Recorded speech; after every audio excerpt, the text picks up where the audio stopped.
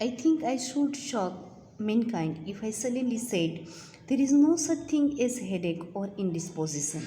It is all just an excuse, an elegant falsehood. For have I not seen dozens of headache cases walking or driving about gaily, to be seen everywhere except where they ought to be at the particular hour?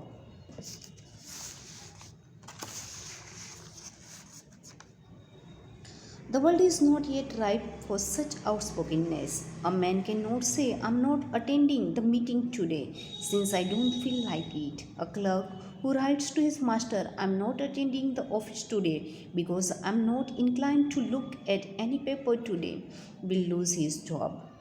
Whereas is he quite at liberty to say that he is down with headache?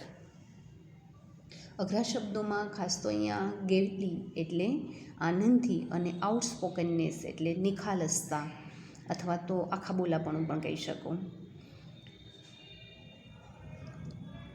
અહીંયા writer કહે છે કે એને એવું લાગે છે કે જોઈએ એકાએક એવું કહે કે માથાનો દુખાવો કે ઇન્ડિસ્પોઝિશન એટલે અસ્વસ્થતા આવી કોઈ બાબત દુનિયામાં છે જ નહીં, અસ્તિત્વ ધરાવતી નથી, તો કદાચ સમગ્ર માનવજાતને આઘાત લાગે.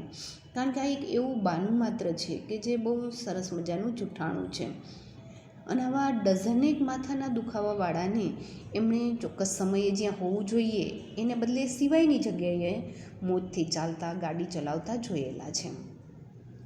આગળ રાઇટર કહે છે કે આવું જે આઉટસ્પોકનનેસ મતલબ નિખાલસતાથી બોલવું અથવા તો આખા બોલાપણું જેને કે એના માટે આ દુનિયા હજી પરિપક્વ નથી.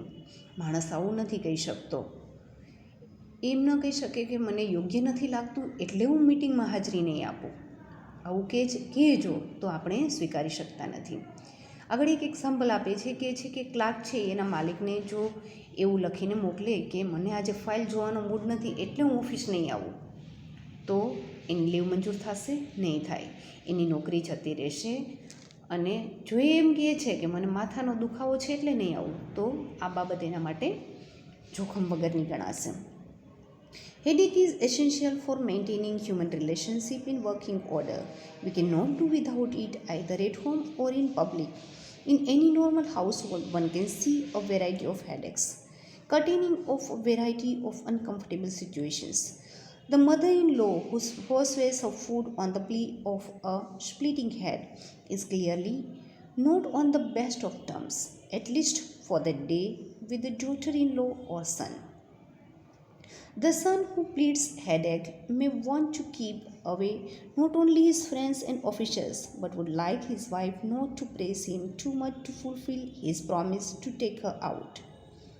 The little man who pleads headache has definitely skipped his homework and would like the tutor to be sent away.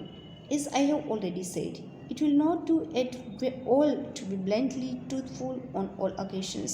The sign of cultured existence is not to pry too deeply, but accept words at their face value as expressed by the speaker.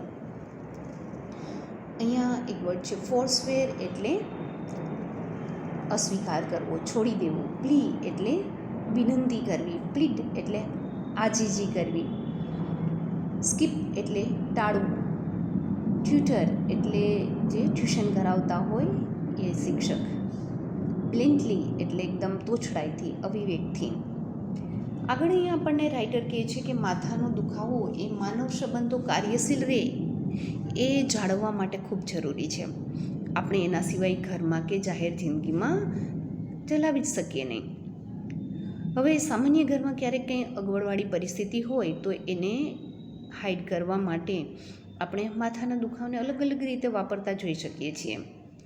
ઘણીવાર એવું બને કે ભયંકર માથાના દુખાવાનું કારણ આપી અને સાસુ છે એ જમવાનું છોડી દે. એને કારણે એના દીકરા કે પુત્રવધૂને પણ કમસે કમ એ દિવસે કંઈ એ બાબતે ખરાબ લાગશે નહીં. પછી એ જ રીતે ઘણીવાર પુત્ર એમ કે મને માથું દુખે છે અને એને આધારે પણ એ ટાળી શકે છે મિત્રો કે અધિકારીઓને ટાળવા જેમ વાપરે છે એમ. એ જ રીતે પત્નીને પણ ટાળી શકે છે વ્યક્તિ. એણે જે આપેલું હોય વચન કે આજે હું તને શોપિંગ માટે લઈ જઈશ પણ નથી લઈ જઈ શકે એમ, અને એ જો એમ કહે છે કે મને માથું દુખે છે તો પછી એને નહીં જોવું પડે. એ જ રીતે ઘણીવાર માથું દુખવાનું બાળક એ કહે છે કે એને હોમવર્ક જો નથી કરવું, અથવા તો જો એને ભણાવવા ટ્યુટર આવ્યા છે એની પાસે નથી ભણવું અને એ માથું દુખે છે એવું કહી દઈએ તો બને કે એ બચી જાય. અહીં રાઇટર કહે છે કે એણે અગાઉ કીધું એમ આવા પ્રસંગે જો વ્યક્તિ સાચે સાચું બોલી જશે તો એ ચાલતું નથી. સભ્ય જીવનશૈલીની નિશાની છે કે બહુ ઊંડાણપૂર્વક કોઈ આવી પૂછપરછ કરવી નહીં, અને જે વ્યક્તિ આ રીતે કંઈ બોલે છે વ્યક્ત કરે છે તો એને જે એણે કીધું એમાં એને સ્વીકારી લેવા.